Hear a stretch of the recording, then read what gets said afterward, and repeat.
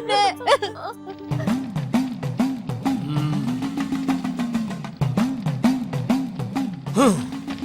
ஓம் cream க்ளீம் பத்ரகாளி, ஜெய் பத்ரகாளி, கல்கட்டா காளி.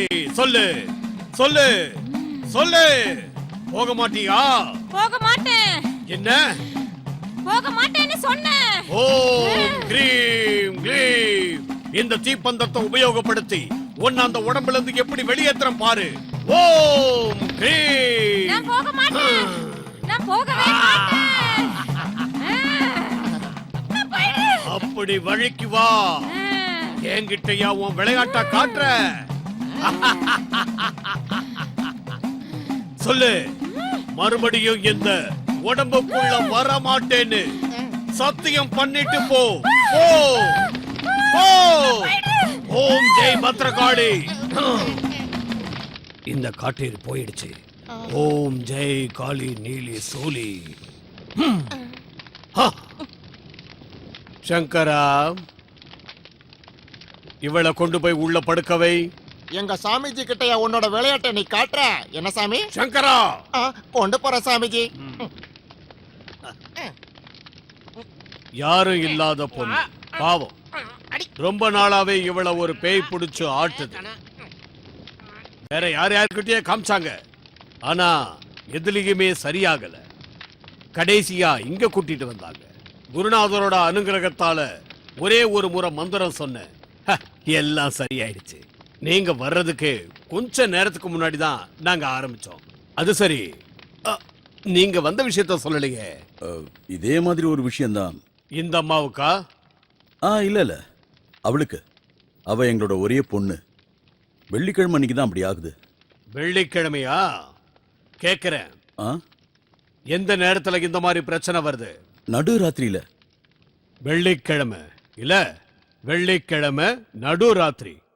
ஏகம் துதேயம் துதேயம் சதுத்மம் பஞ்சமம். சந்தேகமே இல்ல, அதேதான். எது? பிசாசு, கொள்ளிவாய் பிசாசு.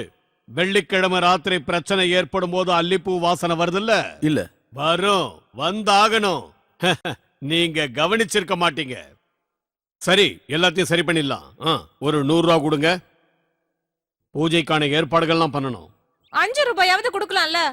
அடி பொடி, தலையாட்டுறதுக்கு 5 ரூபாயா? தலைய மட்டும் இல்லடி, இங்க உடம்பையே ஆட்டுறதுக்கு உன்னை விட எத்தனை பொண்ணுங்க கிடைப்பாங்க தெரியுமா? அப்படி வரவங்களே கூப்பிட வேண்டியதுதானே? அட படுபாவி, போனத்தை இழுத்துட்டு வர மாதிரி இழுத்துட்டு வந்தியே, அதுக்காவது 5 ரூபாய் கொடுத்துருக்கலாம்ல? கிடைச்சத வாங்கிட்டு போடி, இல்லனா அதுவும் இல்லாம போயிட. ஆஹா, நான் மட்டும் உள்ள வந்து நீங்க போலி சாமியார்னு சொன்னேன்னு வச்சுக்கோங்க, உங்க சாமியாரோட சாயம் வெளுத்துடும். அப்படி நடக்காம இருக்கணும்னா காசு கொடு. அடி பண்டாரமே, இந்த வாங்கிக்கோ. உன்னை விட்டா எனக்கு வேற பொண்ணுங்க கிடைக்க நினைக்கிறியா? வேற யாரு வருவா? நீங்க சொன்ன மாதிரி தலையாடுறதுக்கும் பேய் பிடிச்ச மாதிரி நடிக்கிறதுக்கும். வாய மூட மாட்டிக்கிறாளே, அவருக்கு தெரிஞ்ச நம்ம 2 பேரோட வேலையும் போயிரண்டி. ஐயோ நாயில நாயில முகத்திரிய நான் கிழிக்கிறேன்டா. வாடா வா. பணத்தை திருப்பி கொடுங்க. நீங்க யாரு? உன் போலித்தனத்தை எல்லாம் தெரிஞ்சுக்கிட்டவ. இவ்வளவு வச்சுதானே நீ பித்தலாட்டம் பண்ணிக்கிட்டு இருக்க? சங்கரா, குருவே, நான் எதுவுமே சொல்லல குருவே. இந்த சார் தான் நாங்க பேசினதை ஒளிஞ்சு நின்னு கேட்டுட்டாரு. மோகன், என்னப்பா இதெல்லாம்? தங்கச்சியோட நோயை குணமாக்கிறதுக்காக இவங்க கிட்ட கூட்டிட்டு வந்தீங்களே, இவங்க மோசக்காரங்க. அப்பா, இப்பவே உங்களை போலீஸ்ல புடிச்சு கொடுக்கணும். வேண்டாம், போலீஸ்ல புடிச்சு கொடுக்க வேண்டாம். ஏதோ வயிற்று பொழப்புக்காக தான் நாங்க இந்த மாதிரிலாம் வேஷம் போட்டுக்கிட்டு இருக்கோம். பஸ் ஸ்டாண்ட்ல மூட்டை தூக்குற வேலை தானே நீ செஞ்சுக்கிட்டு இருந்த? ஆமா, பஸ் ஸ்டாண்ட்ல தான் சார் வேலை செஞ்சுக்கிட்டு இருந்தேன். ஏதோ பணத்தை ஆசையில இந்த மாதிரி இங்க வந்து இப்படி பண்ணிட்டு. வாங்கப்பா, நாம போலாம். கூப்பிடாருல, போங்க போங்க. கடவுளே, பணத்தை கொடுறா. எடுத்துட்டு போங்க, எடுத்துட்டு போங்க. நெல்டா நெல்டா, எங்கடா போற? ஒன்னும் கொல்லாம விட மாட்டேன். இப்போ உங்க 2 பேருக்கு சந்தோஷமா? 2 பேரும் ரோட்ல போய் பிச்சை எடுங்க. அட போங்க குருவே.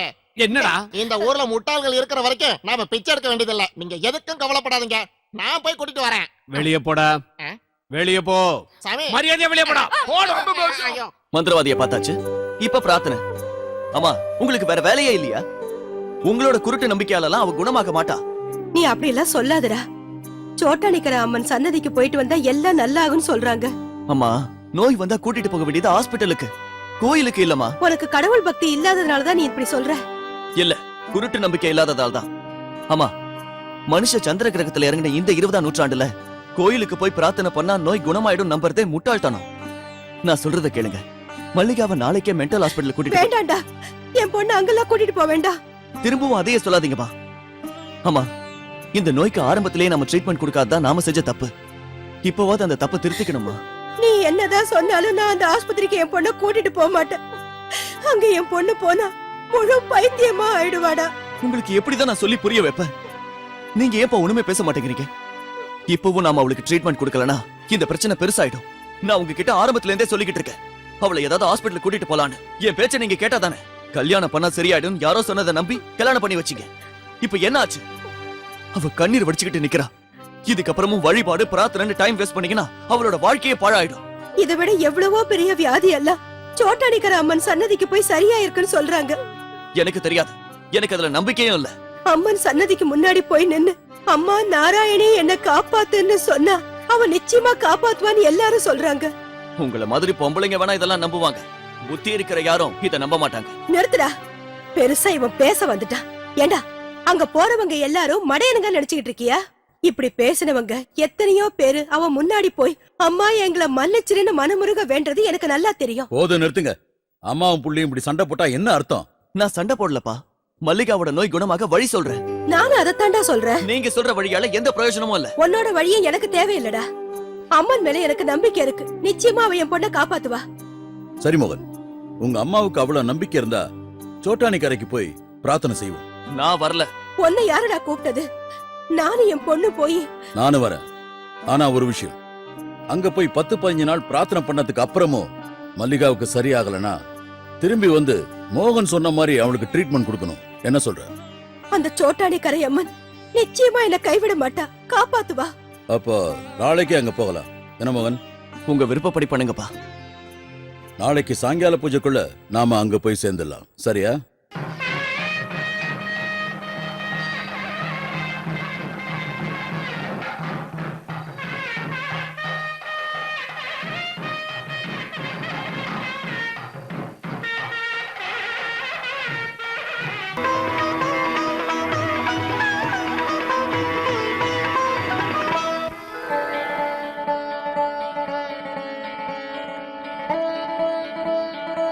பக்த கோடிகளே, தங்களின் பிரார்த்தனையினால் சந்தோஷமடைந்த யாம் நாட்டின் நன்மைக்காக சுயம்பு ரூபிணியாக பூலோகத்தில் அவதரிக்கப் போகிறேன். நான் இருக்கும் இடம் தேடி வந்து என்னை வணங்குபவர்களுக்கு பேய், பிசாசு, பூதம் இவற்றிடமிருந்து பூரண நிவாரணம் கிடைக்கும். அதனால் நான் எடுக்க போகும் அவதாரத்திற்காக பொறுமையுடன் காத்திருங்கள்.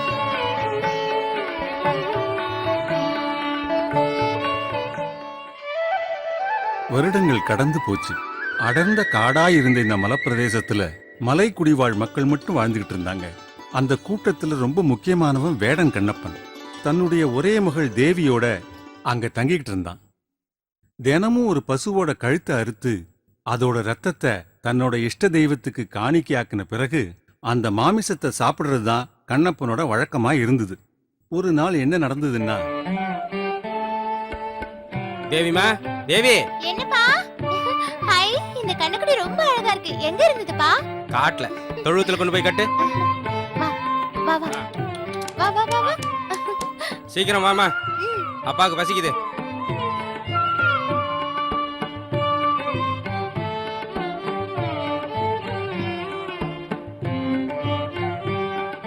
வன தெய்வங்களே, இன்னைக்கு பலிக்கு இந்த கண்ணுக்குட்டி தான் இருக்கு. மன்னிச்சு அருள் புரிங்க. இத பலி கொடுக்காதீங்கப்பா. என்னம்மா பைத்தியக்காரத்தனமா பேசுற? அம்மனுக்கு பலி கொடுக்கலனா நம்ம குலமே நாசமாயிரும். நாசமாகட்டும். இந்த அழகான கண்ணுக்குட்டியை பலி கொடுக்க நான் சம்மதிக்க மாட்டேன். அப்படி சொல்லாதம்மா, கடவுளுக்கே அது பொறுக்காது. அம்மனுக்கு கொடுக்கிற பலியை நிறுத்தக்கூடாது. தொழுவத்துல வேற பசுவும் இல்ல. என்ன ஆனாலும் சரி, இந்த கண்ணுக்குட்டியை கொல்ல நான் விட மாட்டேன். சொன்னா கேட்க மாட்டேன். நகர்ந்து நில்லு. முடியாது. நீங்க வேணும்னா என்ன வெட்டி பலி கொடுங்க. ஏமா தேவி, நீ என்னம்மா சொல்ற? நீங்க தினமும் தானே பசுவை பலி கொடுக்குறீங்க. நான் என்னைக்காவது தடுத்திருக்கேனா? இந்த சாதுவான கண்ணுக்குட்டியை கொல்ல நான் விட மாட்டேன். அதுக்கு முன்னாடி என்ன வெட்டி கொன்னுடுங்க. ஐயோ தேவி, இப்படி எல்லாம் பேசாதம்மா. அப்பா சொல்றது கேளுமா. பலி கொடுக்கறத நிறுத்திட்டா தெய்வ குத்தமாயிரும். ஒண்ணும் தெரியாத இந்த கண்ணுக்குட்டிய பலி கொடுக்கறது தான் பெரிய குற்றம்ப்பா. நீங்க இந்த பாவத்தை செய்யாதீங்கப்பா. இத பலி கொடுக்கறதுக்கு பதிலா அப்படி எல்லாம் சொல்லாதம்மா. தாய் இல்லா பிள்ளையான உன்னை ஆசை ஆசையா வளர்த்தது உன் கழுத்துல கத்தி வைக்கவா? அம்மாடி தேவி, எனக்கு உன்னை விட்டா வேற யாருமா இருக்கா? இந்த கண்ணுக்குட்டியை என்கிட்ட கொடுத்துருங்கப்பா. கொடுப்பீங்கல்ல, உங்க செல்ல பொண்ணுக்கு கொடுக்க மாட்டீங்களா? கடவுளே, வன தெய்வங்களே, என் தப்ப மன்னிச்சிருங்க. மன்னிப்பாங்கப்பா, கண்டிப்பா மன்னிப்பாங்க. இந்த வாயில்லாத பிராணியோட ரத்தம் எந்த கடவுளுக்கும் பிடிக்காது. சரி, உன் இஷ்டப்படியே நடக்கட்டுமா? என் செல்ல அப்பா.